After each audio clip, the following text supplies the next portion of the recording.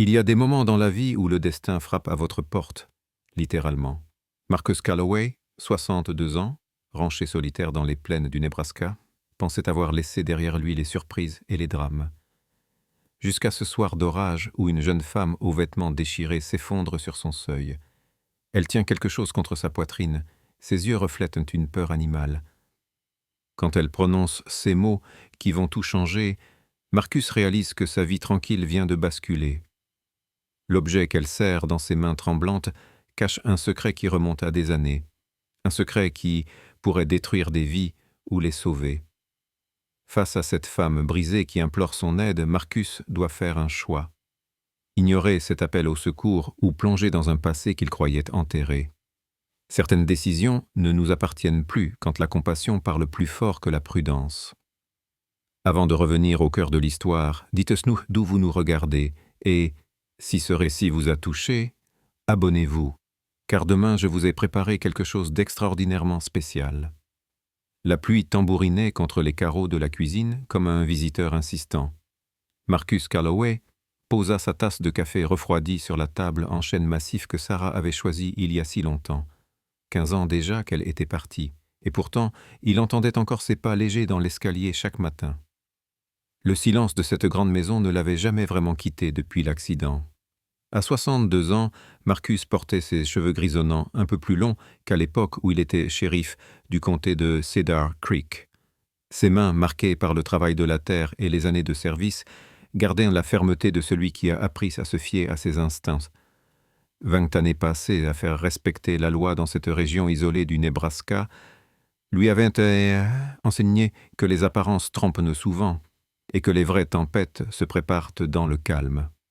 Sa ferme s'étendait sur 300 hectares de prairies ondulantes, ponctuées de quelques bosquets de chênes et d'érables qui formaient des îlots d'ombre durant les étés torrides. Les bâtiments, la maison principale, l'étable, le hangar à matériel avaient été construits par son grand-père dans les années 1920, avec cette solidité rustique qui défie le temps. Marcus avait tout rénové après sa retraite, trouvant dans le travail manuel un apaisement que ne lui avaient jamais procuré les paperasses administratives. Ses voisins les plus proches, Jake et Martha Morrison, vivaient à 8 kilomètres par la route de gravier.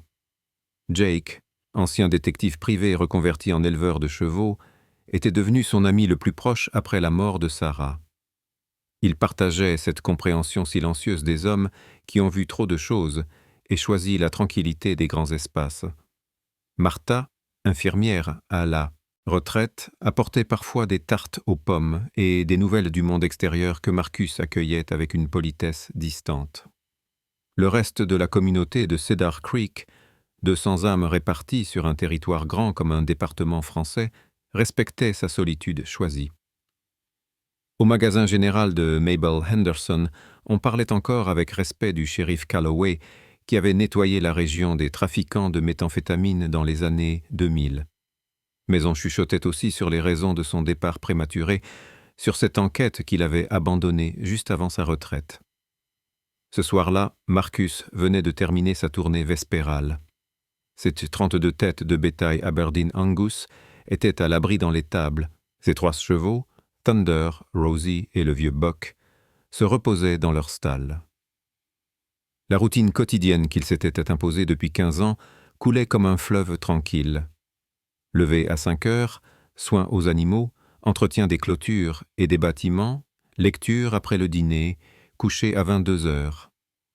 Cette routine l'avait sauvé après la mort de Sarah. L'accident avait eu lieu un soir de décembre, sur la route glissante qui menait à Omaha. Elle revenait de l'hôpital où elle travaillait comme sage-femme quand un camion avait dérapé sur le verglas. Marcus était resté 6 mois sans pouvoir toucher à ses affaires, ses vêtements, ses livres de jardinage. Puis un matin, il avait ouvert les rideaux de leur chambre et décidé de vivre pour elle, avec elle, en gardant vivants tous les projets qu'ils avaient nourris ensemble. Sarah avait toujours rêvé d'une ferme où ils élèveraient des animaux et cultiveraient leurs propres légumes. Elle voulait des poules, un verger, des ruches même. Marcus avait réalisé chacun de ses rêves, méthodiquement, patiemment. Le potager qu'elle avait dessiné sur du papier millimétré produisait maintenant assez de légumes pour tout l'hiver. Les 6 ruches installées près du verger donnaient un miel doré que Martha vendait au marché de Lincoln. Mais ce soir, quelque chose troublait la sérénité habituelle. Depuis 3 jours, Marcus avait remarqué des traces de pneus près du portail principal, des empreintes trop nettes pour appartenir au facteur ou au livreur de propane. Thunder, son étalon bail, montrait des signes de nervosité inhabituels, oreilles dressées vers la route chaque fois qu'un moteur passait au loin. Les animaux sentent souvent les changements avant les humains. Marcus se leva de sa chaise berçante et vérifia une nouvelle fois les verrous de la porte d'entrée. Cette porte en chêne massif, avec ses ferrures en fer forgé, avait été le premier achat de Sarah quand ils avaient emménagé. « Une porte, disait-elle, c'est ce qui sépare l'intimité du monde. Elle doit être belle et solide. » Le bois avait pris une patine chaude au fil des années, marquée par les intempéries et les saisons. À travers la fenêtre du salon, Marcus observa les nuages noirs qui s'amassaient à l'horizon. L'orage approchait, chargé de cette électricité qui rendait les chevaux agités et faisait gémir les poutres de la charpente. Il aimait ces moments où la nature rappelait sa puissance, où le ciel du Nebraska devenait un théâtre de couleurs et de fureur. C'est alors qu'il entendit frapper à la porte. 3 coups sourds, hésitants, suivis d'un silence. Puis 3 autres, plus insistants. Marcus fronça les sourcils. Personne ne venait jamais chez lui après la tombée de la nuit, surtout par ce temps. Jake aurait téléphoné avant de faire le déplacement, et Martha ne conduisait plus après le coucher du soleil depuis sa cataracte. Il décrocha sa lampe torche du mur de l'entrée et entr'ouvrit prudemment la porte, laissant la chaîne de sécurité en place. Ce qu'il découvrit le saisit d'un coup au cœur. Une jeune femme se tenait sous l'auvent, trempée jusqu'aux os. Ses cheveux bruns collaient à son visage blême, ses vêtements, un jean déchiré et un pullover trop grand, pendaient sur son corps frêle comme des haillons. Elle portait des baskets blanches maculées de boue et ses mains tremblaient de froid ou de peur, peut-être les deux. Mais ce qui frappa Marcus par-dessus tout, c'était son regard. Des yeux bruns immenses, cernés de fatigue, qui portaient cette expression qu'il avait trop souvent vue chez les victimes, un mélange de terreur et d'espoir désespéré. Elle ne devait pas avoir plus de 28 ans, mais quelque chose en elle parlait d'une maturité forcée, des preuves qui vieillissent l'âme plus vite que le corps. Elle tenait quelque chose contre sa poitrine, enveloppée dans un linge souillé. Ses doigts s'y cramponnaient avec une détermination farouche, comme si sa vie en dépendait. « Monsieur, murmura-t-elle d'une voix brisée, je vous en prie. » Marcus détacha la chaîne et ouvrit grand la porte. La compassion chez lui avait toujours été plus forte que la prudence. C'était ce qui avait fait de lui un bon shérif et parfois un homme vulnérable. « Entrez vite, dit-il en s'effaçant. Vous allez attraper la mort. » Elle franchit le seuil en chancelant, laissant des traces d'eau boueuse sur le parquet de l'entrée. Marcus referma la porte et poussa le verrou, geste machinal qui n'échappa pas à la jeune femme. Elle tressaillit légèrement, comme un animal sauvage prêt à fuir. « Je ne vous ferai aucun mal, » dit Marcus d'une voix douce. « J'étais shérif, vous êtes en sécurité ici. » Elle le regarda avec attention, jaugeant sa sincérité. Marcus avait gardé cette prestance rassurante qui inspirait confiance, cette façon de se tenir droit et de parler posément qui calmait les esprits en détresse. « Comment vous appelez-vous » demanda-t-il. « Helena, » chuchota-t-elle. « Helena, je ne peux pas dire mon nom de famille. Pas encore. » Marcus hocha la tête. Il avait appris à ne pas brusquer les victimes, à laisser la confiance s'installer à son rythme. « Très bien, Helena. Moi, c'est Marcus. Vous avez faim? Soif? Vous êtes blessée? » Elle secoua la tête, mais Marcus remarqua les égratignures sur ses bras, les bleus qui marquaient son cou comme des traces de doigts. Quelqu'un l'avait malmenée, et récemment. « Venez près du feu, » dit-il en la guidant vers le salon. « Il faut vous réchauffer. » Helena le suivit, serrant toujours son mystérieux paquet contre elle. Dans la lumière chaude de la cheminée, Marcus put mieux distinguer ses traits. Elle était jolie, malgré la fatigue et la peur, avec ce genre de beauté naturelle qui ne se maquillait pas. Mais surtout, quelque chose en elle lui rappelait Sarah. Peut-être cette façon de tenir sa tête légèrement penchée, ou la courbe de ses épaules. « Asseyez-vous », dit-il en désignant le canapé que Sarah avait choisi dans des tons crème et beige. « Je vais vous chercher des vêtements secs et quelque chose de chaud à boire. »« Merci, » murmura-t-elle, « mais je ne peux pas rester longtemps. Ils vont venir me chercher. » Marcus s'immobilisa. Cette phrase confirmait ses soupçons. Helena fuyait quelqu'un, et ce quelqu'un la terrifiait suffisamment pour qu'elle erre dans la campagne par une nuit d'orage. « Qui va venir vous chercher ?» demanda-t-il doucement. Helena leva vers lui des yeux embués de larmes. « Ceux qui m'ont élevé, ceux qui croient me posséder. Monsieur Marcus, je l'ai enlevé, s'il vous plaît. » Elle déplia le linge humide qu'elle portait contre elle, révélant un pendentif en argent terni, orné d'une pierre bleue et gravé de symboles que Marcus ne reconnut pas immédiatement.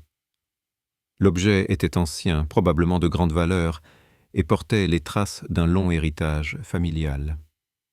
Sanglota-t-elle, et Marcus resta figé, comprenant soudain que cette jeune femme venait de faire basculer sa vie tranquille dans quelque chose de beaucoup plus complexe et dangereux qu'une simple demande d'aide.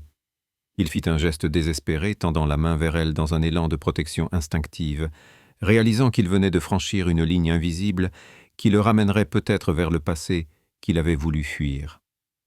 Marcus observa Helena avec l'attention qu'il réservait autrefois aux témoins fragiles. Elle tenait le pendentif comme un talisman, ses doigts traçant machinalement les contours de la pierre bleue.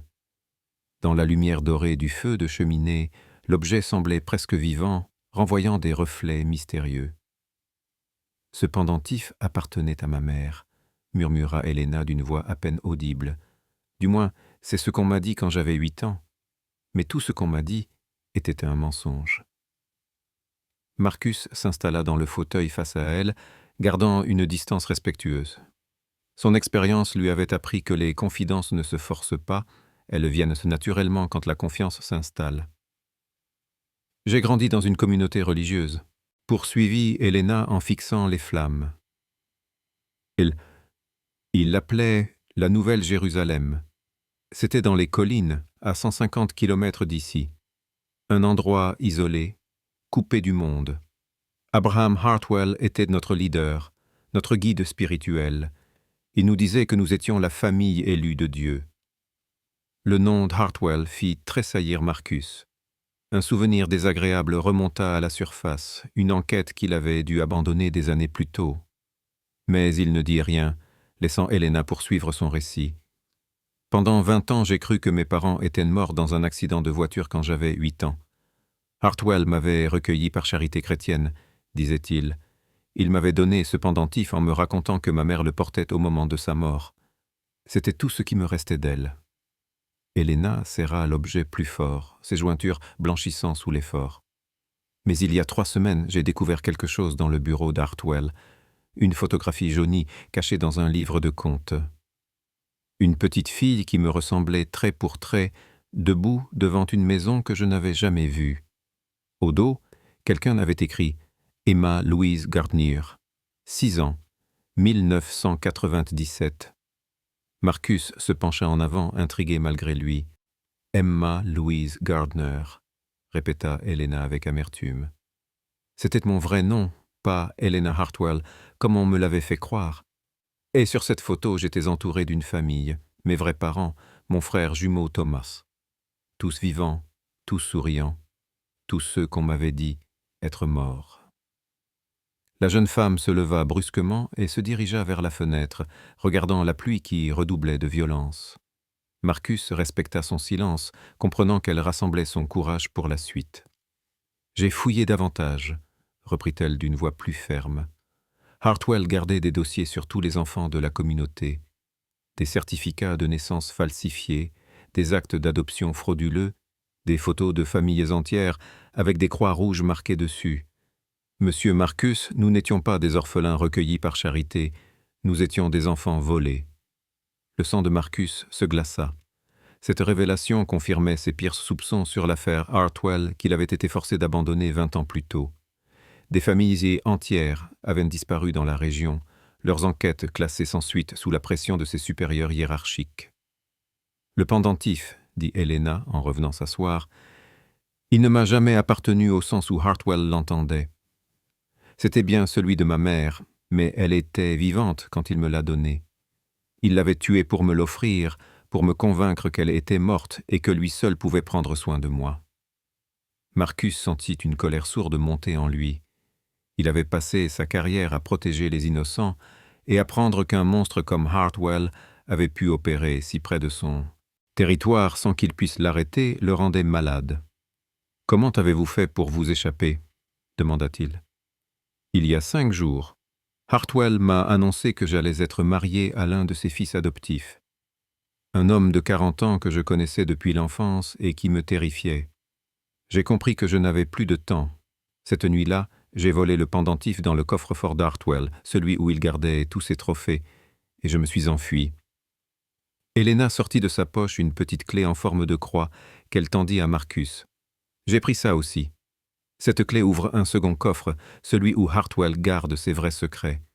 Les preuves de ce qu'il a fait à des dizaines de familles, les contacts qu'il aide, les gens qui achètent ses enfants, tout. » Marcus examina la clé avec attention.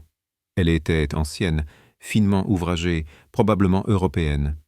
Le genre d'objet qu'on transmet de génération en génération. « Pourquoi êtes-vous venu chez moi » demanda-t-il.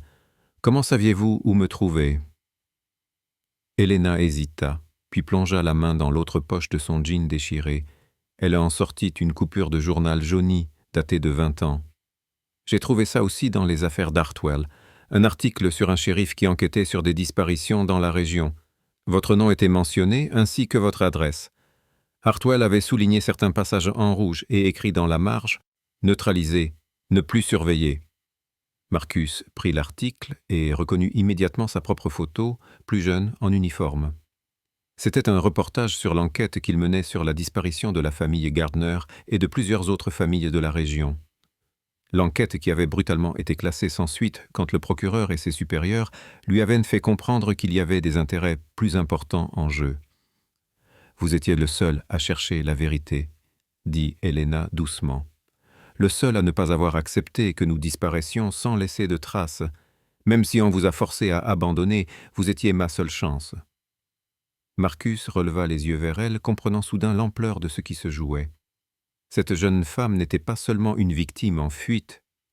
Elle était la clé qui pourrait rouvrir l'affaire la plus douloureuse de sa carrière, celle qui l'avait poussée à prendre sa retraite anticipée. « Emma Louise Gardner, » murmura-t-il. « Je me souviens de vos parents, David et Margaret Gardner. Votre père était comptable, votre mère enseignante. Ils avaient acheté une petite maison près de Millfield, et vous aviez effectivement un frère jumeau. » Les yeux d'Helena, d'Emma, se remplirent de larmes. « Thomas, il est encore là-bas, dans la communauté. Hartwell l'a transformé en l'un de ses gardiens. Il ne se souvient même plus de notre vraie famille. Monsieur Marcus, je ne peux pas le laisser là-bas. Je ne peux pas partir sans lui. » Marcus se leva et se dirigea vers le secrétaire où il gardait ses anciens dossiers. Dans le tiroir du bas, sous une pile de factures, il retrouva le carnet de cuir noir où il notait ses observations personnelles pendant ses enquêtes. Il l'ouvrit aux pages qu'il cherchait et lut à voix haute. « Famille Gardner. Disparu le 15 octobre 2003. Véhicule retrouvé abandonné sur la route de campagne numéro 27. Aucune trace de violence. Bagages intacts dans le coffre. Enfants jumeaux. Emma Louise et Thomas David, 8 ans. Signalement diffusé. Recherche étendue sur 3 États. Aucun résultat. » Il referma le carnet et regarda Emma avec une gravité nouvelle. « Le lendemain de cette disparition, j'ai reçu un appel anonyme me signalant une activité suspecte près de la propriété d'Abraham Hartwell. Quand j'ai voulu obtenir un mandat de perquisition, on m'a fait comprendre que certaines personnes influentes s'opposaient à cette enquête. L'affaire a été transférée au FBI, puis classée sans suite 6 mois plus tard. » Emma se leva à son tour, le pendentif serré dans sa main. « Alors vous savez qu'il faut arrêter Hartwell. Vous savez que Thomas et les autres enfants sont encore en danger. Cette clé peut ouvrir son coffre-fort secret, celui où il garde toutes les preuves, mais je ne peux pas y retourner seul. » Marcus observa cette jeune femme courageuse qui venait de bouleverser sa retraite paisible. Il pensait à Sarah, qui lui avait toujours dit que la justice valait tous les sacrifices. Il pensait aux familles détruites, aux enfants volés, aux mensonges qui avaient protégé un monstre pendant des décennies. Dehors, l'orage grondait de plus en plus fort, comme un présage des tempêtes à venir. « D'accord, » dit-il simplement. « Nous retournerons là-bas ensemble. » Le lendemain matin, Marcus se réveilla avant l'aube avec cette sensation familière qu'il n'avait plus ressentie depuis sa retraite. L'adrénaline d'une enquête qui commence. Emma dormait encore sur le canapé du salon, recroquevillée sous la couverture en laine que Sarah avait tricotée des années plus tôt. Dans son sommeil, elle serrait toujours le pendentif contre sa poitrine. Marcus prépara silencieusement du café et sortit nourrir ses animaux. L'orage de la nuit avait lavé l'air, laissant derrière lui cette fraîcheur cristalline qui annonce l'automne dans les plaines du Nebraska. Mais cette beauté matinale ne parvenait pas à calmer l'agitation qui grandissait en lui. De retour dans la maison, il se dirigea vers le grenier où il stockait ses affaires de shérif. Sous une bâche poussiéreuse, il retrouva les cartons qu'il n'avait jamais eu le courage d'ouvrir depuis sa retraite. Le premier contenait ses uniformes soigneusement pliés, son badge dans son écrin, ses médailles de service. Le second renfermait ses dossiers personnels, ceux qu'il avait gardés malgré les consignes. Il sortit son carnet de service en cuir noir, celui où il consignait ses observations les plus importantes. Les pages étaient jaunies, l'encre parfois bavée, mais chaque mot restait lisible. Marcus avait toujours eu cette habitude de tout noter, même les détails qui semblaient insignifiants. Sarah se moquait gentiment de cette manie, mais elle lui avait souvent permis de résoudre des affaires complexes. Il ouvrit le carnet à la section consacrée à l'affaire Hartwell et commença à relire ses notes. Les premiers témoignages remontaient à 1998. Une fermière avait signalé la disparition de sa fille de 16 ans, partie acheter du pain au village et jamais revenue. Puis un couple âgé qui avait adopté un enfant orphelin et découvert plus tard que les papiers d'adoption étaient faux. Ensuite, la famille Gardner. Vous ne pouviez pas dormir non plus. La voix d'Emma le fit sursauter. Elle se tenait dans l'encadrement de la porte du grenier, vêtue du peignoir de Sarah que Marcus lui avait prêté la veille. Ses cheveux bruns tombaient librement sur ses épaules, et pour la première fois depuis son arrivée, elle ne semblait plus terrifiée. « Les enquêteurs apprennent à vivre avec l'insomnie », répondit Marcus en refermant son carnet. Surtout quand il rouvre de vieux dossiers. Emma s'approcha et observa les cartons étalés autour de lui. « Vous avez gardé tout ça pendant 20 ans ?» Un bon shérif n'abandonne jamais vraiment une enquête. Il la met en sommeil en espérant qu'un jour, quelque chose la réveillera. Marcus lui tendit le carnet ouvert à la page concernant sa famille. « Vos parents étaient de bonnes personnes. Votre père travaillait comme comptable pour une coopérative agricole. Votre mère enseignait à l'école primaire de Millfield. Ils venaient d'acheter leur première maison et parlaient d'agrandir leur famille. » Emma caressa du doigt la photo agrafée dans le carnet. On y voyait David et Margaret Gardner lors d'un pique-nique, souriants, insouciants. Entre eux, 2 enfants au visage identique riaient aux éclats. « Je me souviens de cette journée, » murmura-t-elle. « C'était mon anniversaire. Papa avait apporté un gâteau au chocolat fait maison. Thomas et moi, nous nous étions disputés pour savoir qui soufflerait les bougies en premier. » Ses yeux se remplirent de larmes, mais sa voix resta ferme. « Hartwell nous a raconté que nos parents étaient des pêcheurs, qu'ils nous avaient abandonnés parce que nous étions trop difficiles à élever. Pendant des années, j'ai cru que c'était ma faute s'ils étaient morts. » Marcus referma doucement le carnet et posa une main paternelle sur l'épaule d'Emma. « Rien de ce qui vous est arrivé n'était votre faute.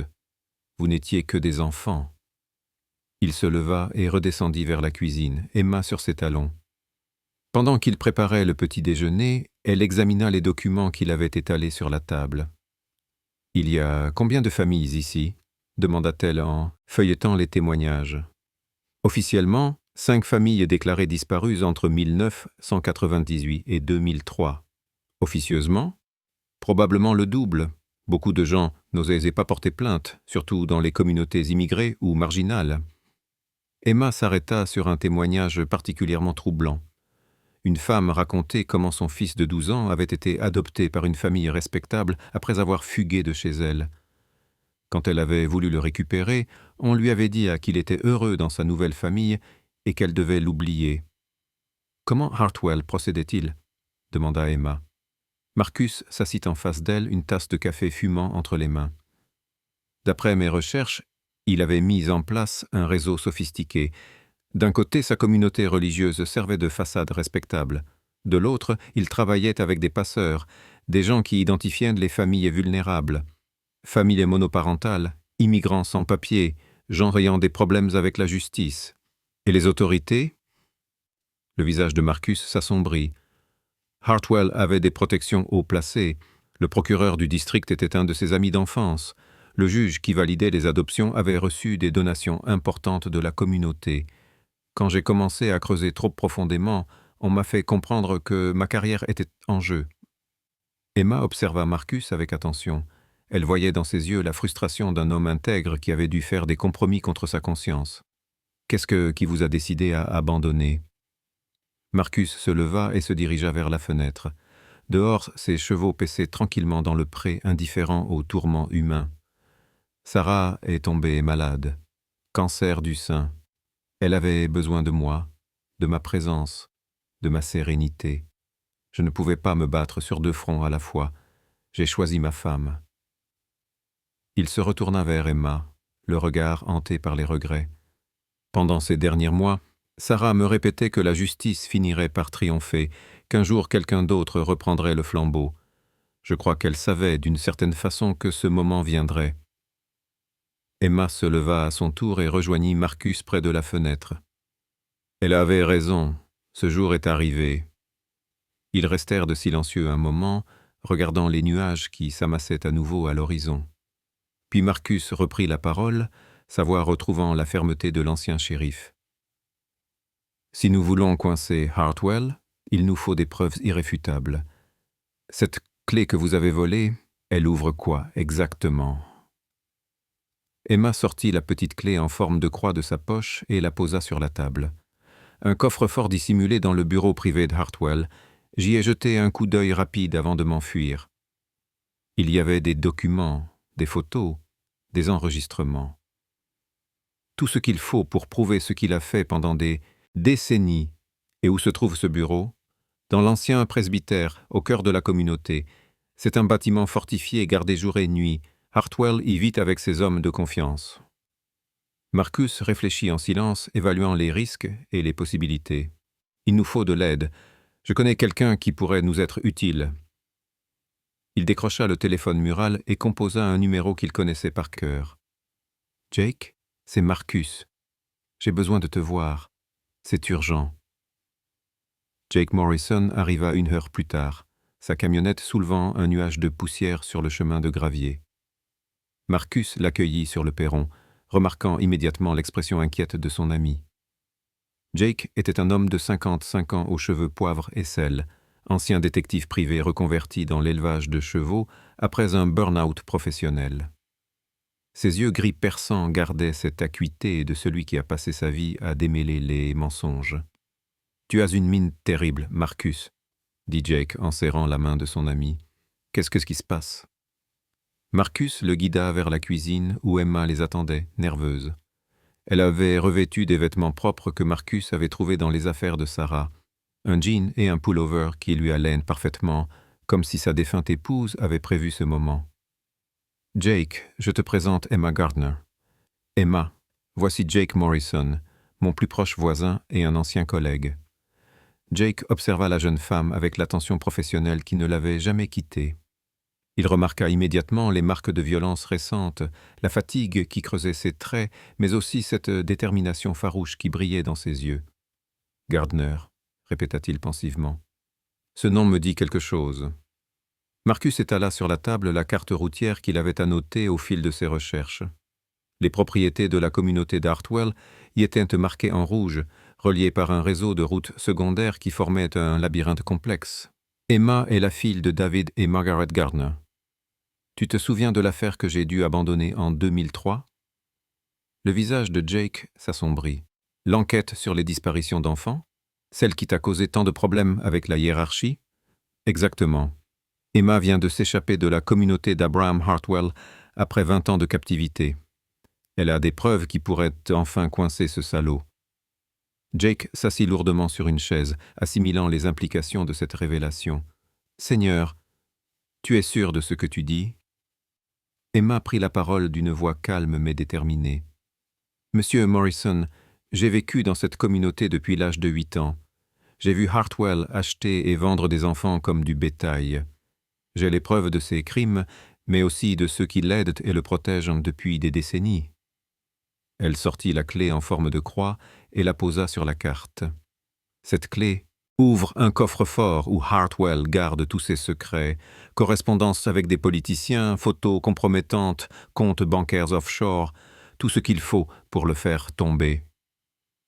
Jake examina la clé avec attention, puis reporta son regard sur la carte. « Et tu comptes retourner là-bas pour récupérer ces documents ?»« Mon frère jumeau était encore prisonnier de cette communauté, » répondit Emma.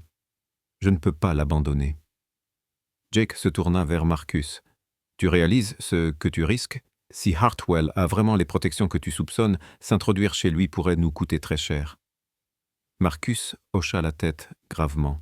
« J'y ai pensé toute la nuit. Mais regarde cette carte, Jake. Hartwell possède maintenant 5 propriétés dans un rayon de 100 km. Sa communauté compte plus de 200 membres. Si on ne l'arrête pas maintenant, combien d'autres enfants va-t-il enlever ?» Jake étudia la carte plus attentivement. Emma avait marqué d'une croix l'emplacement du bureau d'Hartwell, au centre de la propriété principale. « Comment comptes-tu t'y prendre ?» Emma traça du doigt un itinéraire sur la carte. « Il y a une route forestière qui mène à l'arrière de la propriété. Hartwell l'utilise pour ses trafics discrets. Si nous passons par là, nous pouvons éviter les postes de garde principaux. Et une fois à l'intérieur, je connais les habitudes de la communauté. Le dimanche soir, tout le monde assiste au sermon d'Hartwell dans la grande salle. Le bureau reste vide pendant 2 heures, c'est notre fenêtre d'opportunité. » Jake prit des notes sur un carnet qu'il avait sorti de sa poche. Quel genre de sécurité? Quelques hommes armés, mais ils ne s'attendent pas à une intrusion. Hartwell se croit intouchable, son arrogance et sa faiblesse. Marcus se leva et se dirigea vers la fenêtre. Dehors, un pick-up noir roulait lentement sur la route, ses occupants semblant observer la propriété. « Emma, est-ce que ce véhicule vous dit quelque chose ?» La jeune femme rejoignit Marcus et pâlit en voyant le pick-up. « C'est une voiture de la communauté, ils m'ont retrouvé. » Jake bondit vers la fenêtre et observa le véhicule qui s'éloignait déjà.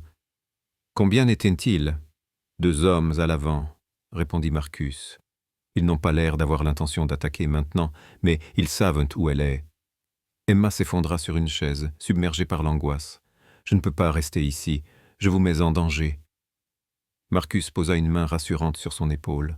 « Vous ne partez nulle part. Cette ferme est ma propriété et personne n'y entre sans mon autorisation. » Jake avait déjà sorti son téléphone portable. « J'appelle quelques amis, d'anciens collègues qui me doivent des services. On va organiser une surveillance discrète. » Pendant que Jake passait ses coups de fil, Marcus et Emma retournèrent étudier la carte. La propriété principale d'Hartwell s'étalait sur plusieurs centaines d'hectares, protégés par des clôtures et des routes privées. « Votre frère, » demanda Marcus, « comment savez-vous qu'il voudra vous suivre ?» Après 20 ans d'endoctrinement, Emma toucha machinalement le pendentif à son cou. Thomas et moi avions développé notre propre langage secret quand nous étions enfants. Des gestes, des mots codés que nos parents ne comprenaient pas. Hartwell n'a jamais pu nous l'enlever complètement. Si j'arrive à lui parler, à lui rappeler qui nous étions vraiment, il se souviendra. Jake raccrocha et revint vers eux. Bonne et mauvaise nouvelle. La bonne. J'ai 3 anciens collègues qui acceptent de nous aider. La mauvaise. Mes contacts dans la police me confirment que Hartwell a encore des protections actives. Le nouveau shérif dans sa poche. Marcus ne sembla pas surpris. Dans ce cas, nous devrons agir seuls. Pas de police, pas d'autorités officielles tant que nous n'aurons pas les preuves en main. Et comment comptes-tu procéder ? Marcus plia soigneusement la carte et la glissa dans sa poche. En reprenant une enquête que j'aurais dû terminer il y a 20 ans. Emma, vous avez dit que votre frère était devenu l'un des gardiens d'Hartwell. Elle hocha la tête tristement.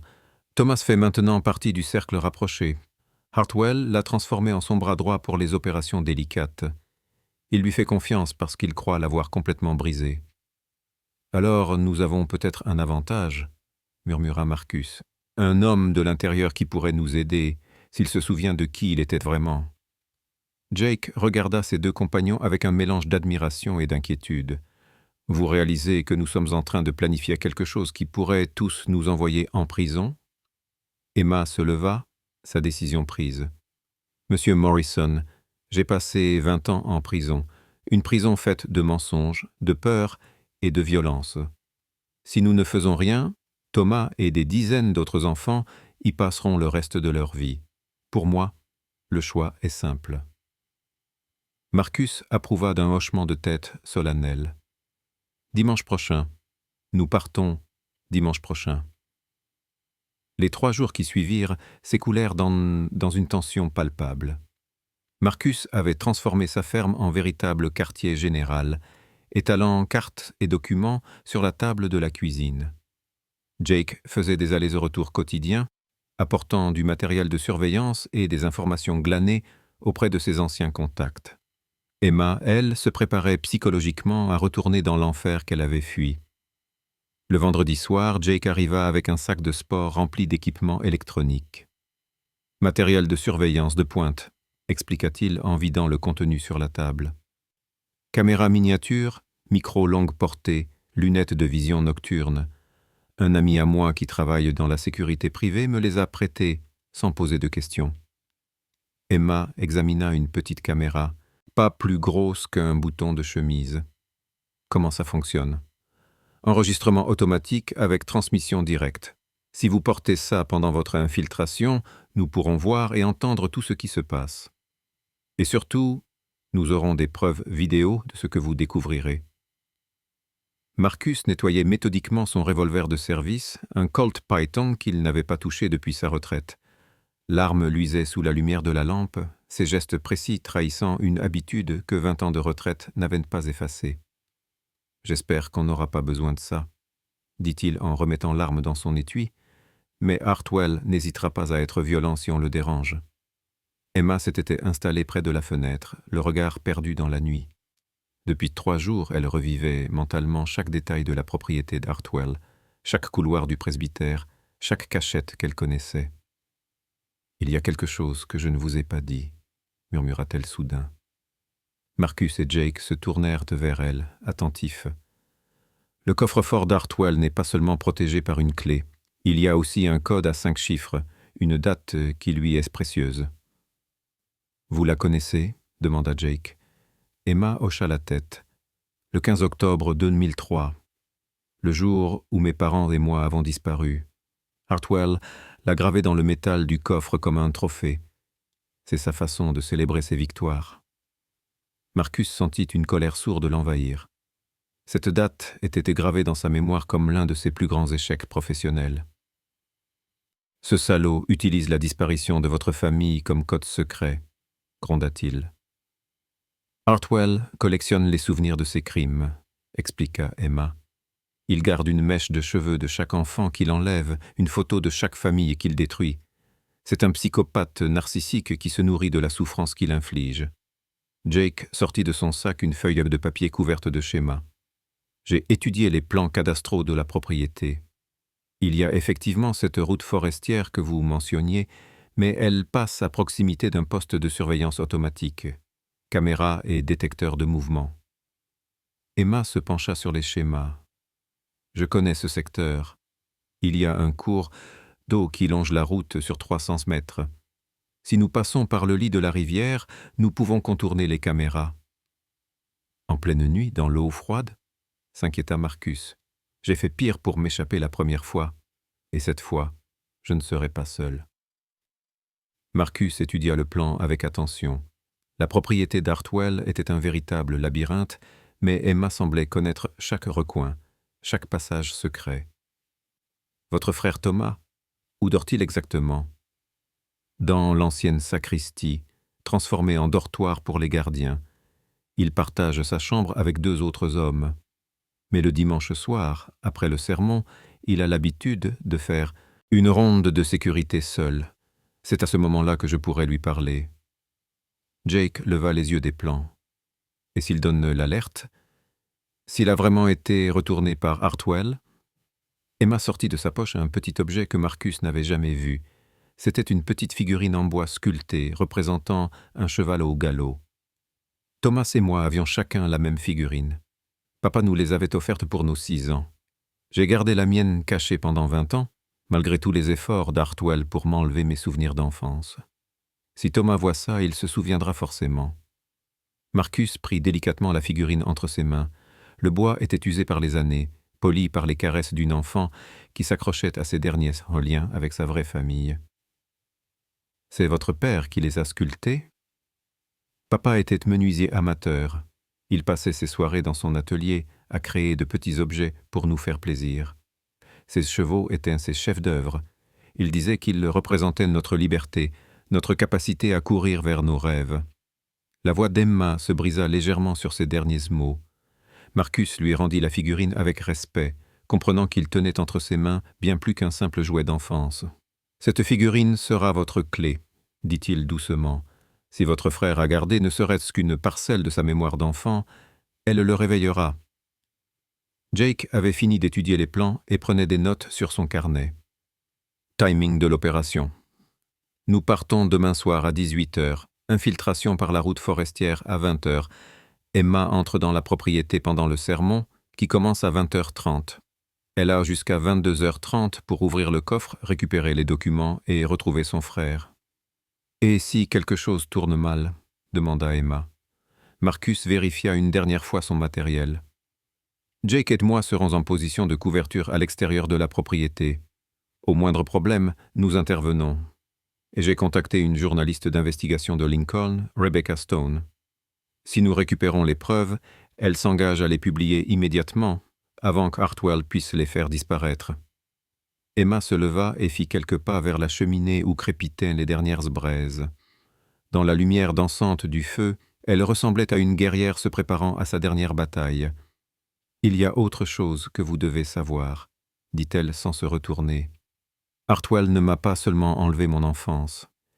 Il m'a forcé à épouser l'un de ses fils adoptifs quand j'avais 16 ans, un homme brutal qui me battait régulièrement. J'ai vécu 8 ans avec lui avant qu'il meure dans un accident de chasse. » Marcus et Jake échangèrent un regard lourd de compréhension. Cette révélation expliquait la maturité précoce d'Emma, sa détermination farouche, mais aussi cette tristesse profonde qu'elle portait, comme une cicatrice invisible. « Hartwell m'a dit que j'étais libre après la mort de mon mari, mais c'était un mensonge de plus. Il voulait me donner à quelqu'un d'autre, quelqu'un de pire encore. C'est ce qui m'a décidé à m'enfuir. » Elle se retourna vers eux, les yeux brillants de larmes contenues. « Je ne retourne pas là-bas seulement pour Thomas ou pour les preuves. J'y retourne pour fermer définitivement cette page de ma vie. Pour que la petite Emma Louise Gardner puisse enfin grandir en paix. » Marcus s'approcha d'elle et posa ses mains sur ses épaules, comme il l'aurait fait avec sa propre fille. « Nous allons y arriver, Emma. Ensemble, nous allons donner à cette petite fille la justice qu'elle mérite. » Dehors, le vent s'était levé, faisant gémir les branches des vieux chênes. Demain soir, ils retourneraient dans l'antre du monstre, mais cette fois, ils ne reviendraient pas les mains vides. Le dimanche arriva avec une lenteur insupportable. Marcus se réveilla avant l'aube, l'estomac noué par l'appréhension. Dans quelques heures, ils pénétreraient dans la propriété d'Hartwell et rien ne garantissait qu'ils en ressortiraient tout vivants. Il prépara son café habituel, mais le liquide noir lui parut amer, chargé du goût métallique de l'angoisse. Emma était déjà levée, assise sur le perron, regardant le soleil se lever sur les plaines infinies du Nebraska. Elle avait tressé ses cheveux et portait des vêtements sombres qui lui permettraient de se fondre dans l'obscurité. Dans ses mains, elle tournait et retournait la petite figurine de cheval, comme un talisman. « Vous n'avez pas dormi ?» constata Marcus en s'installant à côté d'elle. « Comment dormir quand on sait qu'on va retourner en enfer ?» répondit-elle, sans quitter des yeux l'horizon. J'ai passé la nuit à me remémorer chaque détail de la propriété, chaque visage de la communauté, à me préparer à revoir Thomas. Marcus observa la jeune femme qui s'apprêtait à risquer sa vie pour sauver son frère. Il voyait dans sa détermination tranquille l'écho de sa propre volonté, celle qui l'avait porté pendant ses années de service. Parlez-moi de lui, de qui il était avant. Emma sourit pour la première fois depuis des jours, un sourire nostalgique qui adoucit ses tresses tirées. Thomas était le plus courageux de nous deux. Quand nous étions petits, c'est lui qui chassait les monstres sous mon lit, qui me protégeait des chiens agressifs du voisinage. Il rêvait de devenir policier, comme dans les films.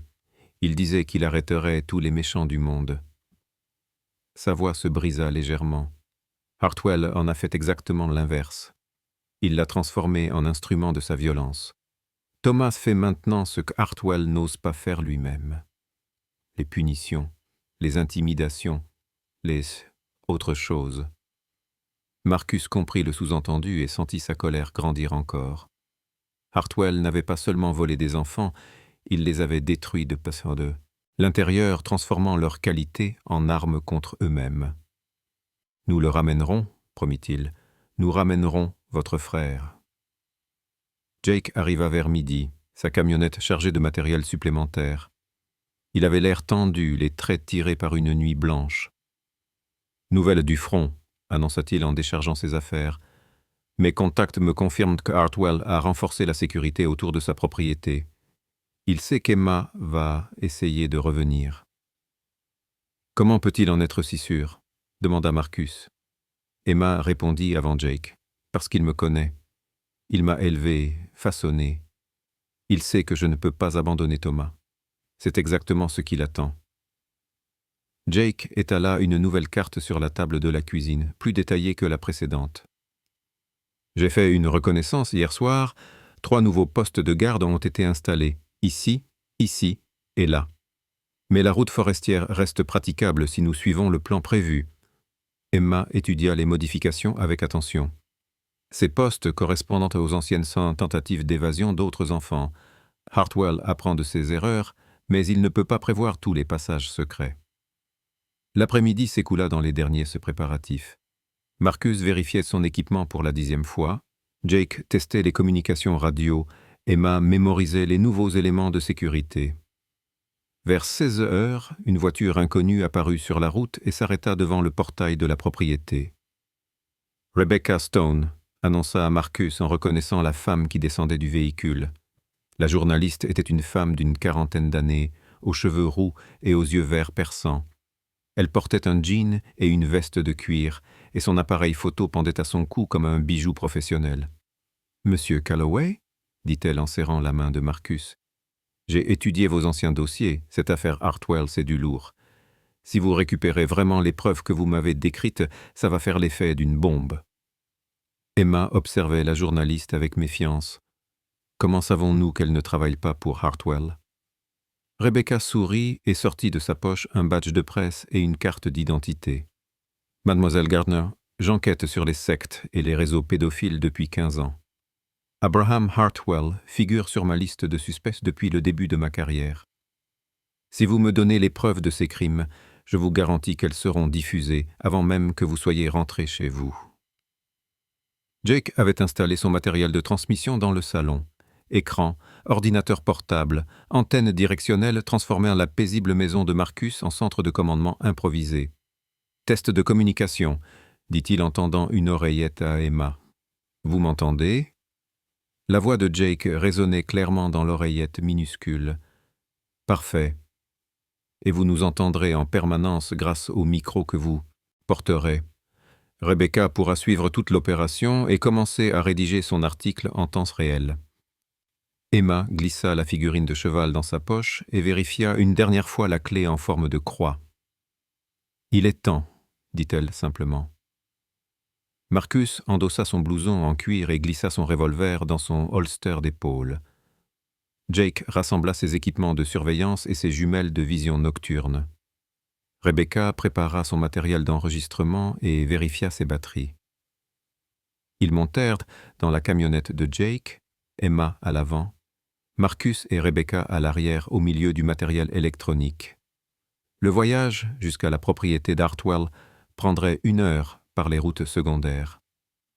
Pendant le trajet, Emma resta silencieuse, perdue dans ses souvenirs.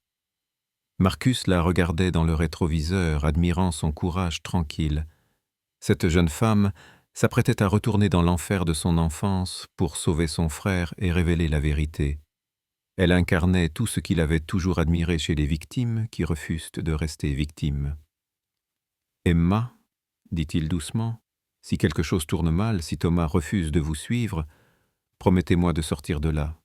Ne sacrifiez pas votre liberté pour quelqu'un qui ne peut peut-être plus être sauvé. » Elle se retourna vers lui, et Marcus vit dans ses yeux cette détermination inébranlable qu'il avait déjà remarquée. « Monsieur Marcus, j'ai vécu 20 ans en me demandant si j'aurais pu sauver mon frère. Je ne vivrai pas 20 ans de plus avec cette question. Quoi qu'il arrive ce soir, au moins j'aurai essayé. » La camionnette roulait maintenant sur des routes de plus en plus étroites, bordées de forêts denses. Le soleil descendait vers l'horizon, colorant le ciel de teintes orangées qui rappelaient à Marcus les couchers de soleil que Sarah et lui regardaient depuis leur perron. « Nous y sommes presque », annonça Jake en consultant son GPS. « Encore 10 kilomètres, jusqu'au point de déposer. » Emma sortit de sa poche l'alliance de sa mère, qu'elle avait récupérée dans le coffre d'Hartwell lors de sa première évasion. Le petit anneau d'or brillait faiblement dans la lumière déclinante. « Maman, » murmura-t-elle, « guidez-moi, aidez-moi à ramener Thomas à la maison. » Marcus tendit la main et serra doucement l'épaule de la jeune femme. « Elle est avec vous, Emma. Elle vous protège. » Au loin, les premières lumières de la communauté d'Hartwell apparurent entre les arbres, comme des yeux malveillants dans l'obscurité grandissante. Dans quelques minutes, Emma retournerait dans son passé pour tenter de sauver son avenir et celui de son frère. « C'est parti », dit Jake en coupant les phares de sa camionnette. Jake arrêta la camionnette à l'orée de la forêt, à 3 kilomètres de la propriété d'Hartwell. L'obscurité était maintenant complète et seules les étoiles éclairaient faiblement le sentier forestier qui menait vers l'antre du monstre. Emma vérifia une dernière fois son équipement, caméra miniature, micro, oreillette, la clé en forme de croix et la figurine de cheval. « Communication de test », murmura Jake dans son micro-casque. La voix résonna clairement dans l'oreillette d'Emma. « Je vous reçois parfaitement », confirma-t-elle. Marcus tendit à Emma un petit étui en cuir. « Prenez ça, c'est le badge de shérif de Sarah. Elle le portait toujours quand elle avait peur. Elle disait que ça lui donnait du courage. » Emma ouvrit l'étui et découvrit un petit badge en métal argenté, gravé du nom de Sarah Calloway et de ses années de service comme auxiliaire bénévole du bureau du shérif. « Merci », murmura-t-elle en glissant l'étui dans sa poche. « Je vous le ramènerai. »« Non, » dit Marcus d'une voix émue. « Gardez-le, Sarah aurait voulu que vous l'ayez. » Emma s'enfonça dans la forêt, guidée par ses souvenirs d'enfance et la faible lueur de son téléphone. Derrière elle, Marcus, Jake et Rebecca s'installaient dans leur poste d'observation, jumelles et équipements de surveillance à portée de main. Le trajet à travers bois lui prit 20 minutes. Emma connaissait chaque arbre, chaque rocher de ce chemin qu'elle avait emprunté pour s'échapper la première fois. Le cours d'eau qu'elle devait suivre pour éviter les caméras de surveillance murmurait dans l'obscurité comme une complainte ancestrale. Elle atteignit la lisière de la propriété exactement à l'heure prévue. Au loin, elle entendait les voix de la communauté qui chantaient des psaumes dans la grande salle.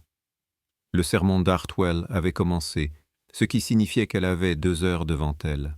« Je suis en position », chuchota-t-elle dans son micro. « Reçu », répondit la voix de Jake dans son oreillette. « Nous vous voyons sur l'écran thermique. Tout va bien de notre côté. » Emma se glissa à travers la clôture par un passage qu'elle avait aménagé des années plus tôt, dissimulé sous des broussailles. La propriété s'étendait devant elle comme un territoire ennemi, familier et hostile à la fois. Elle connaissait l'emplacement de chaque bâtiment, de chaque poste de garde, de chaque caméra. Le presbytère se dressait au centre de la propriété, imposant bâtiment de pierre grise qui avait autrefois abrité les prêtres d'une paroisse rurale. Hartwell l'avait transformée en forteresse personnelle, avec des fenêtres blindées et des portes renforcées. Mais Emma connaissait un passage secret, une ancienne conduite de drainage qui menait directement au sous-sol. Elle rampa dans le conduit étroit, ses vêtements s'accrochant aux parois rugueuses. L'odeur de moisissure et de terre humide lui rappelait ses tentatives d'évasion adolescente quand elle explorait chaque recoin du bâtiment à la recherche d'une issue. « Je suis dans le sous-sol », murmura-t-elle. Au-dessus de sa tête, elle entendait les pas lourds des gardiens qui patrouillaient. Mais elle savait qu'à cette heure, la plupart d'entre eux assistaient au sermon obligatoire. Seuls 2 ou 3 hommes restaient de garde dans le presbytère. Emma gravit l'escalier de service qui menait au bureau d'Hartwell. La porte était verrouillée, mais elle avait gardé un double de la clé, volée des années plus tôt et soigneusement cachée. Ses mains tremblaient légèrement quand elle introduisit la clé dans la serrure. Le bureau d'Hartwell était exactement comme dans ses souvenirs. Meubles en chêne massif, tableaux religieux au mur, et derrière l'imposant bureau, le portrait d'Hartwell en costume noir, regard sévère fixé sur quiconque osait pénétrer dans son sanctuaire. Emma se dirigea vers la bibliothèque et actionna le mécanisme secret qu'elle avait découvert des années plus tôt. Une section de l'étagère pivota, révélant le coffre-fort dissimulé derrière les livres de théologie. « J'ai trouvé le coffre », chuchota-t-elle. Elle introduisit la clé en forme de croix dans la première serrure, puis composa le code qu'elle connaissait par cœur. 15, 10, 2003. La date de sa propre disparition gravée dans le métal comme un trophée macabre. Le coffre s'ouvrit dans un déclic métallique. Ce qu'Emma découvrit à l'intérieur dépassa ses pires cauchemars. Des dizaines de dossiers étaient soigneusement classés, chacun portant le nom d'une famille détruite. Photos d'enfants, certificats de naissance falsifiés, correspondances avec des acheteurs fortunés, relevés de comptes bancaires montrant des transactions de centaines de milliers de dollars. « Seigneur », murmura-t-elle en filmant les documents avec sa caméra miniature. « Il y a des centaines d'enfants ici, des familles entières. » Mais ce qui la choqua le plus, ce fut de découvrir un dossier à son nom. Emma Louise Gardner, sujet numéro 43. À l'intérieur, toute sa vie était documentée. Photos d'elle à différents âges, rapports médicaux, évaluations psychologiques et surtout une correspondance détaillée avec l'homme qu'Hartwell lui avait fait épouser de force. « Cette ordure m'a vendu, » dit-elle d'une voix blanche. « Il a vendu ma virginité au plus offrant quand j'avais 16 ans. » Dans son oreillette, elle entendit Marcus jurer entre ses dents. Emma photographia méthodiquement chaque document, chaque preuve de l'horreur orchestrée par Hartwell, mais au fond du coffre, elle découvrit quelque chose qui la figea de stupeur. Un dossier récent, daté de la semaine précédente, portait le nom de Thomas David Gardner, élimination programmée. Emma ouvrit le dossier avec des mains tremblantes. À l'intérieur, elle découvrit un rapport médical indiquant que Thomas souffrait d'une maladie génétique rare qui pourrait être héréditaire. Hartwell avait ordonné son élimination discrète pour préserver la pureté génétique de la communauté. « Non », murmura-t-elle, les larmes aux yeux. « Thomas, ils vont le tuer. » Plus terrible encore, elle découvrit que cette élimination était prévue pour le lendemain matin, déguisée en accident de chasse. « Changement de plan, » dit-elle dans son micro. « Je dois trouver Thomas maintenant. Il prévoit de l'assassiner demain. »« Emma, c'est trop dangereux, » répliqua la voix de Marcus. « Sortez de là avec les preuves. »« Je ne pars pas sans mon frère. » Emma referma le coffre et quitta le bureau, son cœur battant la chamade. Elle connaissait le chemin vers l'ancienne sacristie où dormaient les gardiens, mais y accéder signifiait traverser la cour principale, exposée aux patrouilles. Elle étendit le passage d'un gardien, puis se glissa dehors. La nuit était fraîche, et les chants de la communauté résonnaient encore dans la grande salle. Emma longea les murs du presbytère, évitant soigneusement les zones éclairées. La sacristie se trouvait dans un bâtiment annexe, ancienne demeure du prêtre transformée en dortoir. Emma connaissait la fenêtre de la chambre de Thomas. Au premier étage, 3e fenêtre en partant de la gauche. Elle ramassa quelques graviers et les lança contre la vitre, reproduisant un code qu'ils utilisaient enfants pour se réveiller mutuellement. 3 coups courts, 2 longs, 3 cours. La fenêtre s'ouvrit et une silhouette masculine apparut. Emma retint son souffle. L'homme qui la regardait avait bien le visage de Thomas, mais 20 ans de vie sous la coupe d'Hartwell l'avaient transformé. Ses traits étaient durs, son regard méfiant, ses épaules larges témoignaient d'un entraînement physique intensif. « Qui est-ce là ?» demanda-t-il d'une voix grave qu'Emma reconnut à peine. Elle sortit de sa poche la figurine de cheval et la leva vers la lumière de la fenêtre. Thomas se figea. Ses yeux s'écarquillèrent et Emma vit passer sur son visage une succession d'émotions. Surprise, confusion, reconnaissance, puis une douleur profonde. « Emma ?» murmura-t-il, sa voix redevenant soudain celle du petit garçon qu'elle avait connu. « Descends » chuchota-t-elle. « Vite, nous devons partir. » Thomas disparut de la fenêtre. Emma attendit, le cœur serré, se demandant s'il allait descendre ou donner l'alerte. Quelques minutes plus tard, une porte s'ouvrit au rez-de-chaussée et Thomas apparut, vêtu d'un pantalon et d'un t-shirt sombre. Il s'approcha d'Emma avec prudence, comme on approche un fantôme. « Tu es vraiment là, dit-il, en tendant une main tremblante vers le visage de sa sœur. J'ai cru que j'avais rêvé. Hartwell m'a dit que tu étais morte. Je me suis échappé il y a 1 semaine. Thomas, il prévoit de te tuer demain. J'ai vu les documents. » Le visage de Thomas se durcit. « Je sais. J'ai entendu Hartwell en parler avec ses lieutenants. Il pense que je deviens trop indépendant, que je pose trop de questions. » Emma saisit la main de son frère. « Alors viens avec moi, maintenant. Nous pouvons partir ensemble. » Thomas hésita, déchiré entre 20 ans d'endoctrinement et l'amour fraternel qui renaissait en lui. « Emma, tu ne comprends pas. Si je pars, ils s'en prendront aux autres enfants. Il y a encore 12 gamins dans cette communauté. Hartwell les tuera pour se venger. » Emma comprit soudain l'ampleur du dilemme. Thomas n'était pas seulement une victime, il était devenu le protecteur des autres enfants captifs. « Alors nous les sauverons tous, dit-elle avec détermination. Mais d'abord, nous devons sortir d'ici vivants. » Au loin, les chants s'interrompirent. Le sermon d'Hartwell venait de se terminer. « Ils vont faire l'appel dans 10 minutes, dit Thomas.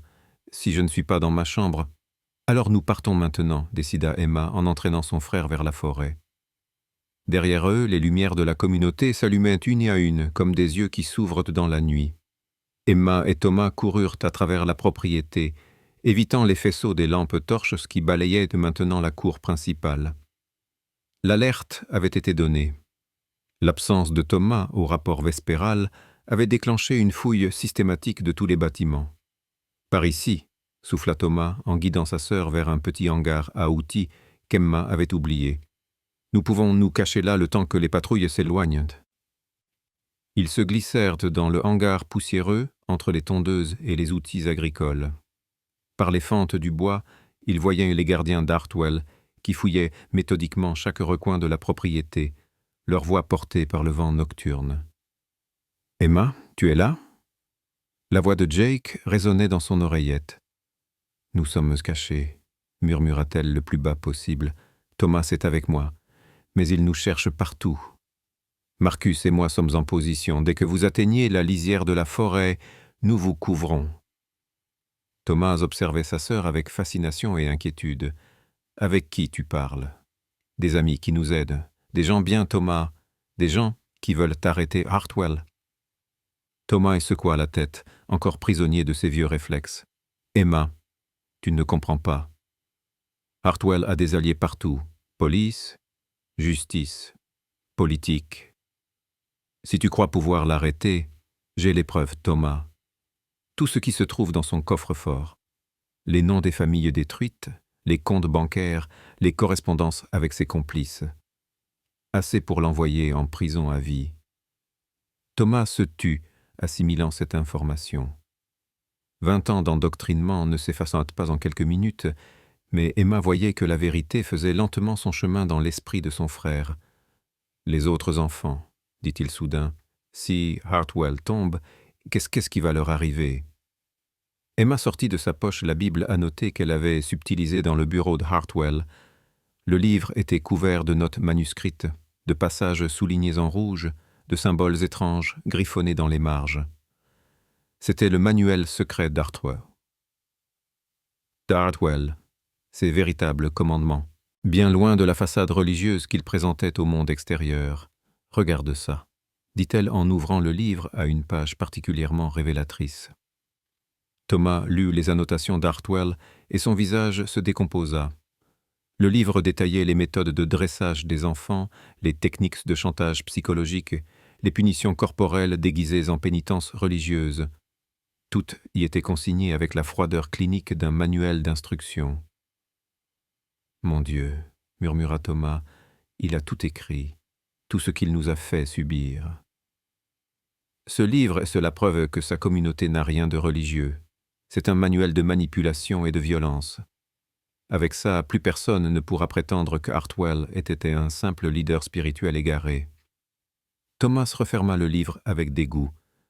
« Emma, il faut que tu saches quelque chose. Les 12 enfants qui restent dans la communauté, ils ne sont pas tous captifs comme nous l'étions. Certains sont là volontairement. Hartwell les a tellement détruits psychologiquement qu'ils le considèrent comme leur sauveur. » Emma sentit son cœur se serrer. Elle avait espéré pouvoir sauver tous les enfants d'un coup, mais la réalité était plus complexe. « Alors nous sauverons ceux qui peuvent l'être, et nous nous occuperons des autres plus tard, avec l'aide de psychologues, de vrais thérapeutes. » Un bruit de pas se rapprocha du hangar. Thomas fit signe à Emma de se taire et colla son œil à une fente du mur. 2 gardiens passèrent devant leur cachette, lampes torches à la main, parlant à voix basse. « Hartwell est dans une rage folle, » disait l'un d'eux. « Il a ordonné qu'on retrouve Thomas mort ou vif, et si on met la main sur la fille, on doit l'amener directement dans son bureau. Tu crois qu'elle a vraiment volé des documents ? » Hartwell semble le penser. Il a fait venir ses contacts de Lincoln, des types en costume qui ne me disent rien qui vaille. Les voix s'éloignèrent, mais Emma avait entendu assez pour comprendre que le temps jouait contre eux. « Thomas, nous devons partir maintenant. Chaque minute qui passe nous rapproche du danger. » Thomas hésita encore, déchiré entre sa loyauté envers les enfants qu'il protégeait et l'amour retrouvé pour sa sœur. « Il y a quelque chose d'autre, » dit-il finalement. Hartwell garde un second coffre dans sa chambre personnelle, plus petit, mais qui contient ses vrais secrets. Les vidéos qu'il a tournées, les enregistrements de ses séances avec les enfants. Emma frémit d'horreur. « Tu veux-tu dire qu'il a filmé tout, depuis le début ? Il dit que c'est sa police d'assurance, que si quelqu'un essaie de l'attaquer, il enverra ces vidéos aux familles des victimes pour les détruire définitivement. » Emma comprit soudain l'ampleur du chantage qu'exerçait Hartwell. Non content d'avoir détruit des vies, il gardait la capacité de les anéantir encore plus complètement. Où se trouve ce coffre ? Dans sa chambre, derrière une peinture représentant la scène. Mais Emma, c'est impossible d'y accéder. Sa chambre est au 3e étage du presbytère et il y dort toujours avec 2 gardes du corps.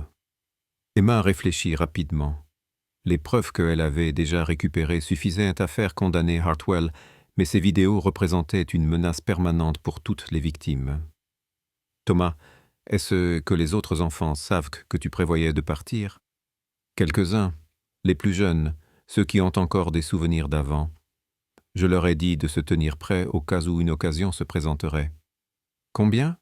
4, 2 filles et 2 garçons, entre 12 et 15 ans. » Emma prit sa décision. « Voici ce que nous allons faire.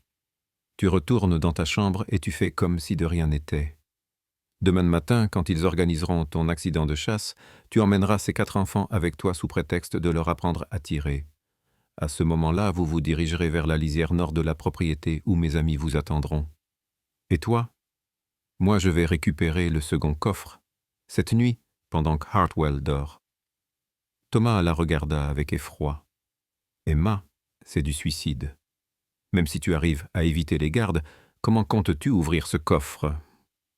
Emma sortit de sa poche un petit objet métallique qu'elle avait trouvé dans le bureau d'Hartwell.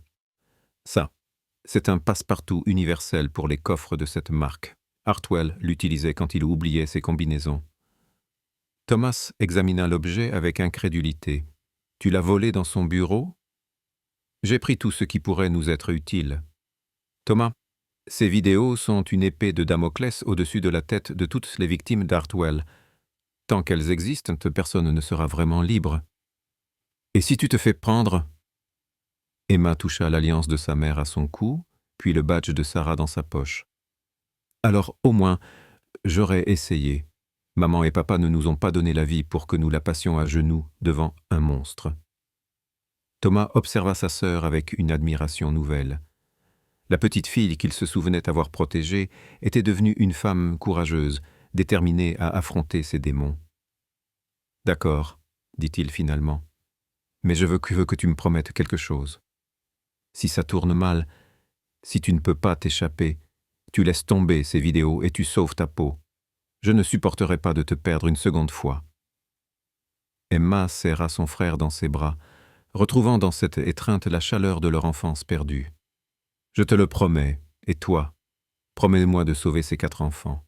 Quoi qu'il arrive, emmène-les loin d'ici. » Promis. Ils attendirent que les patrouilles s'éloignent, puis Thomas sortit le premier du hangar.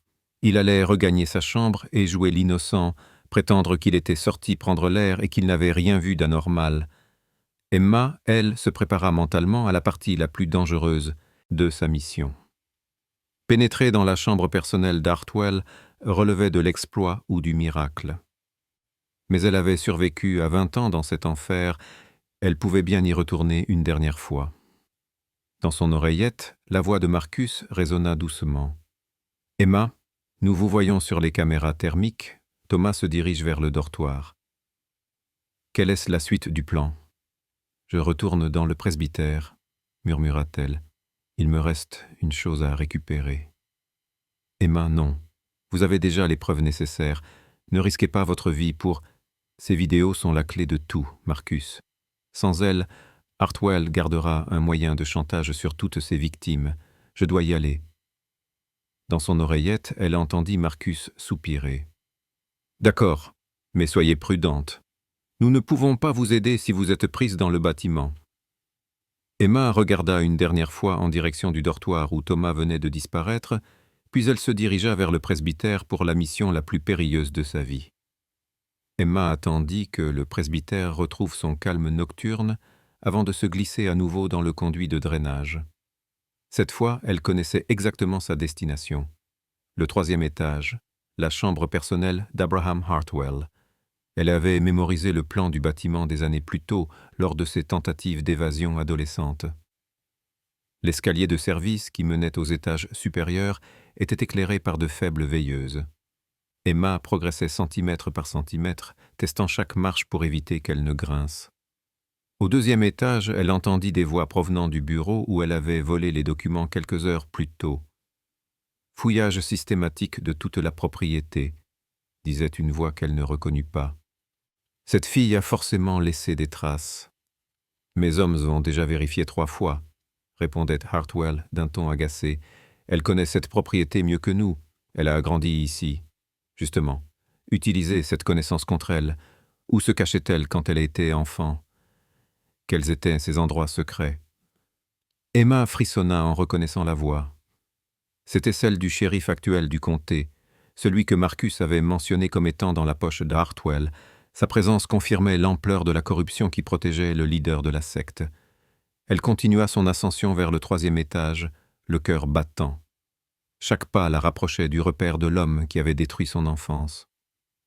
La caméra dissimulée dans ses vêtements transmettait tout à Jake et Rebecca, créant un enregistrement en temps réel de sa mission impossible. Le couloir du 3e étage était plongé dans l'obscurité. Emma sortit son téléphone et activa la fonction lampe torche, masquant le faisceau avec sa main pour ne laisser filtrer qu'une lueur rougeâtre. Elle comptait les portes. 1e chambre, celle des invités de Mark.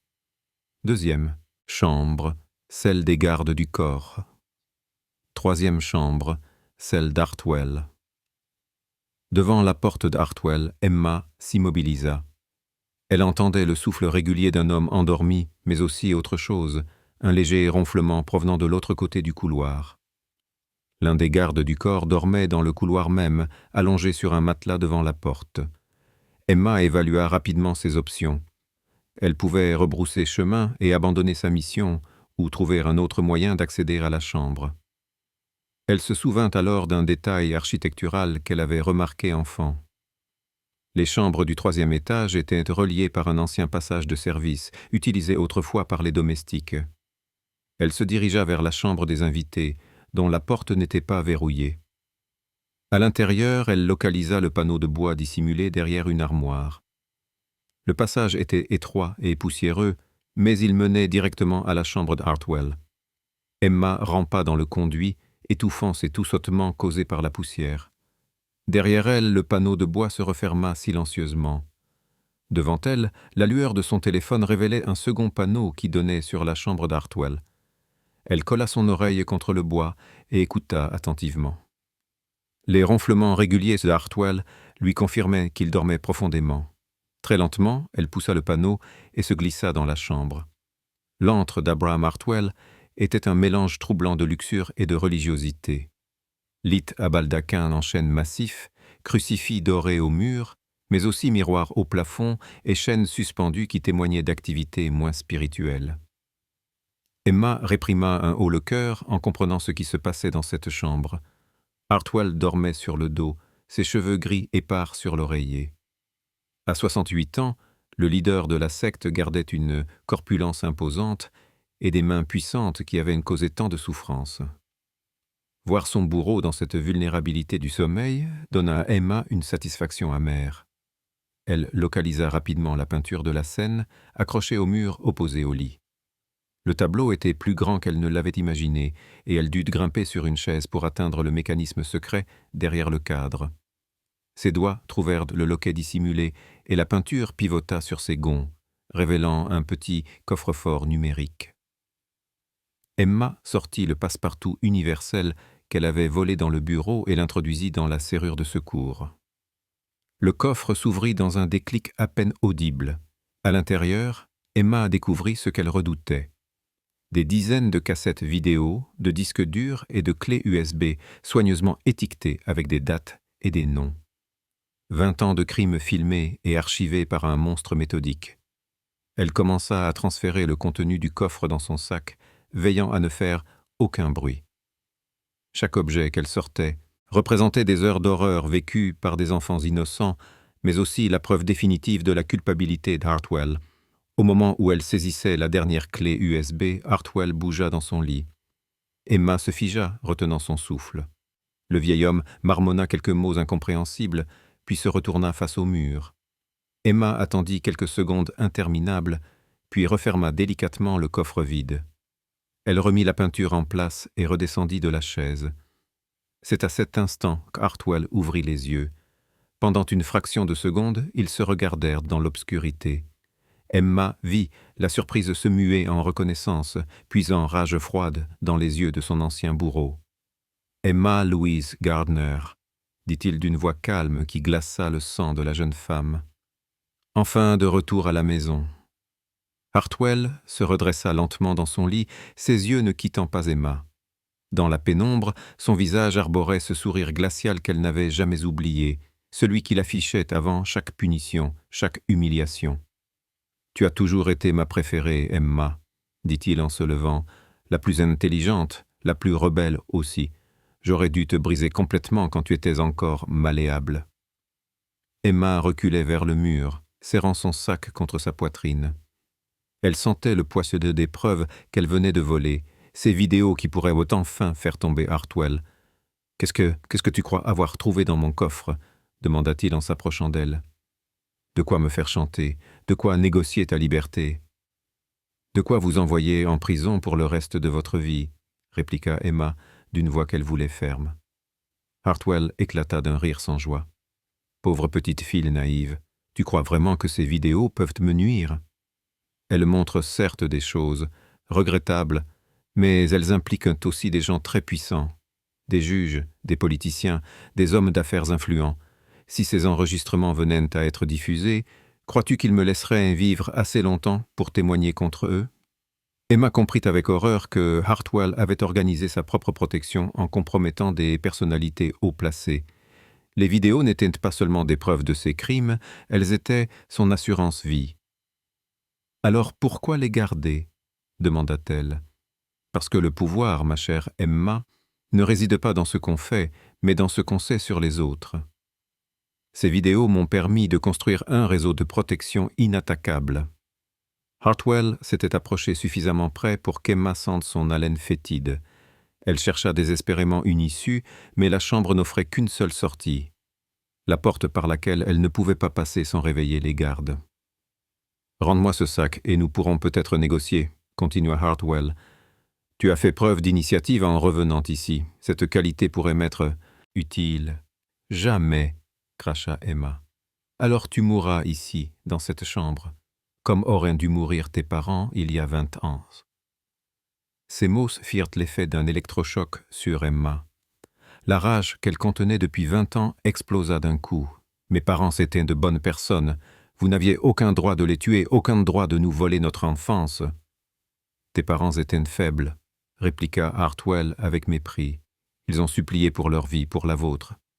Ton père a même proposé de me donner tout son argent si je vous laissais partir. » Emma sortit de sa poche la croix de bois brisée qu'elle avait ramassée dans le bureau d'Hartwell, symbole de sa fausse religion qui s'effritait face à la vérité. « Votre règne est terminé, » dit-elle en brandissant l'objet.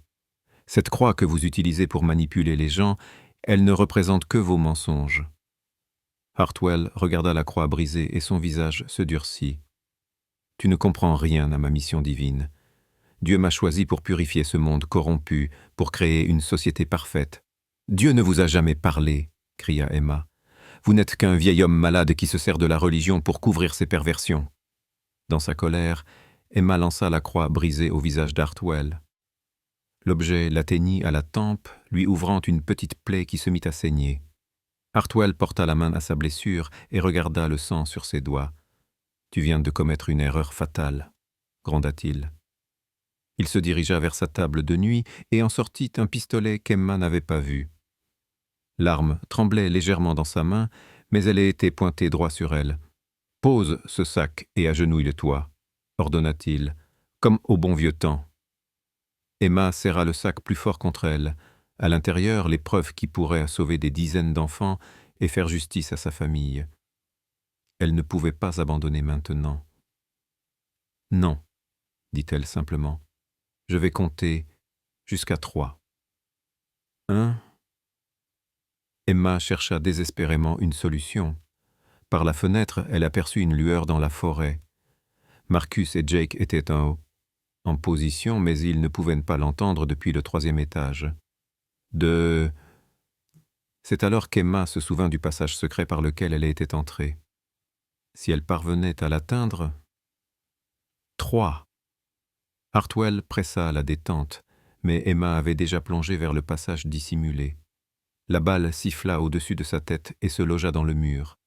Le bruit de la détonation réveilla toute la maison. Emma entendit des pas précipités dans les couloirs, des voix qui criaient des ordres. Elle rampa dans le passage aussi vite qu'elle le pouvait, le sac serré contre sa poitrine. Derrière elle, Hartwell hurlait « Elle s'échappe! Bloquez toutes les issues! Je la veux vivante !» Emma émergea dans la chambre des invités au moment où la porte s'ouvrait à la volée. Un garde armé apparut, mais elle était déjà en mouvement, bondissant vers la fenêtre. « Marcus !» cria-t-elle dans son micro. « Sortez-moi de là !» Sans hésiter, elle brisa la vitre d'un coup de coude et se jeta dans le vide. 3 étages plus bas, les buissons qui entouraient le presbytère amortiraient peut-être sa chute.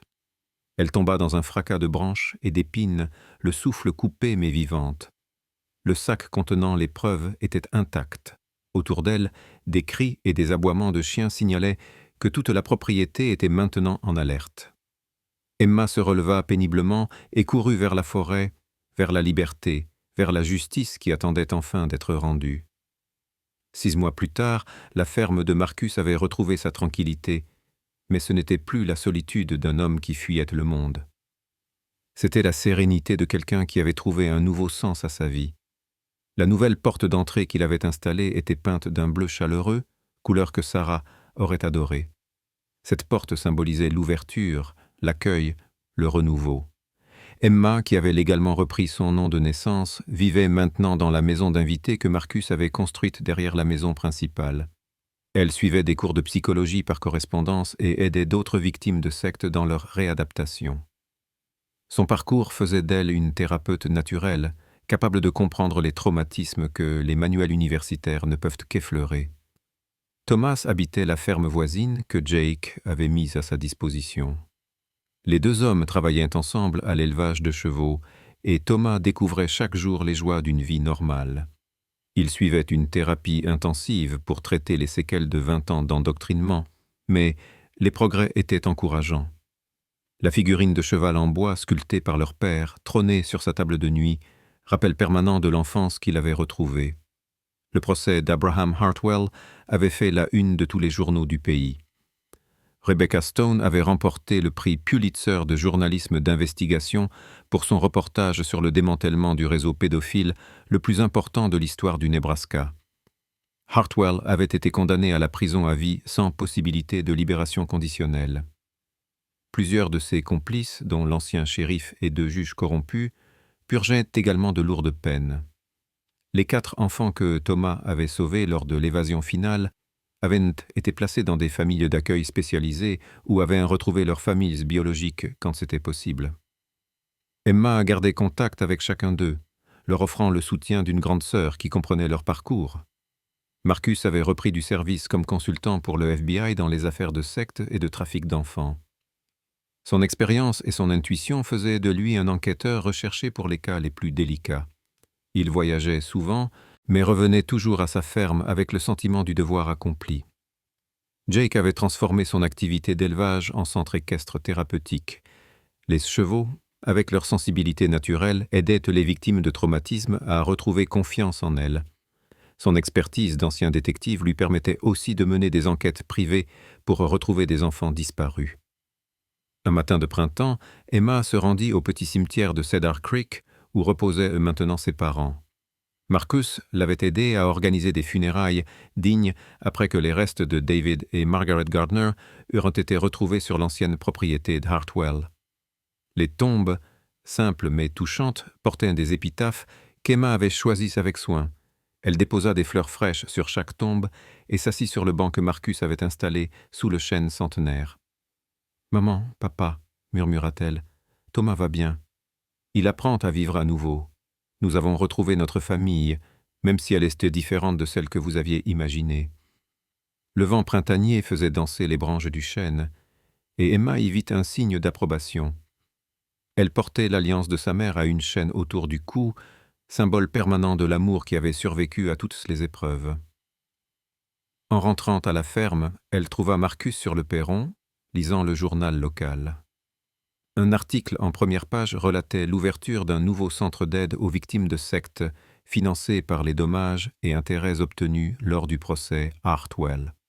« Encore une victoire, » dit Marcus en repliant le journal. « Chaque enfant sauvé est une victoire contre l'oubli. » Emma s'assit à côté de lui, contemplant les vastes étendues de prairies qui s'étiraient jusqu'à l'horizon. Des chevaux paissaient tranquillement dans le pré, et le bétail de Marcus se reposait à l'ombre des chênes. « Je pensais à quelque chose, » dit-elle. « Que diriez-vous si nous transformions une partie de la ferme en refuge permanent pour les victimes de sectes? Un endroit où elles pourraient se reconstruire, apprendre un métier, retrouver confiance en elles ?» Marcus sourit, cette idée résonnant parfaitement avec ses propres réflexions. Sarah aurait adoré cette idée. Elle rêvait de faire de cette ferme un lieu d'accueil et de guérison. Alors faisons-le, pour elle, pour nos parents, pour tous ceux qui n'ont pas eu notre chance. Ils restèrent silencieux un moment, regardant le soleil décliner vers l'ouest. Dans cette tranquillité partagée, il y avait la paix de ceux qui ont affronté leurs démons et choisi l'espoir plutôt que la résignation. Thomas apparut au bout du chemin, de retour de sa séance de thérapie hebdomadaire. Il marchait d'un pas plus léger qu'avant, et son sourire était redevenu authentique. En le voyant approcher, Emma ressent cette plénitude qu'elle n'avait pas connue depuis l'enfance, celle d'une famille réunie. « Comment s'est passée votre séance ?» demanda Marcus. « Bien, » répondit Thomas en s'installant sur les marches du perron. « Le docteur Martinez dit que je fais des progrès remarquables. Les cauchemars sont moins fréquents, et j'arrive à parler de notre enfance sans pleurer. » Emma prit la main de son frère. « Tu sais, Thomas, nous ne pourrons jamais récupérer les années perdues, mais nous pouvons construire quelque chose de beau avec celles qui nous restent. » « J'y pense souvent, » dit Thomas. « Papa nous disait toujours que l'important n'était pas de tomber, mais de se relever. Je crois qu'on a fini par se relever. » Le soir tombait doucement sur les plaines du Nebraska, peignant le ciel de nuances dorées et roses. Dans cette ferme qui avait abrité tant de solitude, résonnait maintenant le rire d'une famille reconstituée. La porte bleue de Marcus s'ouvrait désormais sur l'avenir plutôt que sur le passé. Emma regarda une dernière fois l'horizon infini des plaines, puis se tourna vers la maison éclairée où l'attendait le dîner préparé par Marcus. Demain, elle reprendrait ses études de psychologie. Demain, Thomas continuerait sa thérapie. Demain, Marcus aiderait d'autres victimes à retrouver justice. Mais ce soir, ils étaient simplement une famille, réunis par l'épreuve et soudés par l'amour. Ce soir, la petite Emma Louise Gardner pouvait enfin grandir en paix, entourée de ceux qui l'aimaient et la protégeaient. Les étoiles apparurent une à une dans le ciel du Nebraska, témoins silencieux de cette paix retrouvée. Quelque part dans l'immensité de la nuit, l'esprit de Sarah Calloway et celui de David et Margaret Gardner veillaient sur cette famille improbable qui avait choisi l'espoir contre la résignation, l'amour contre la haine. Il n'est jamais trop tard pour faire ce qui est juste. Il n'est jamais trop tard pour rentrer à la maison.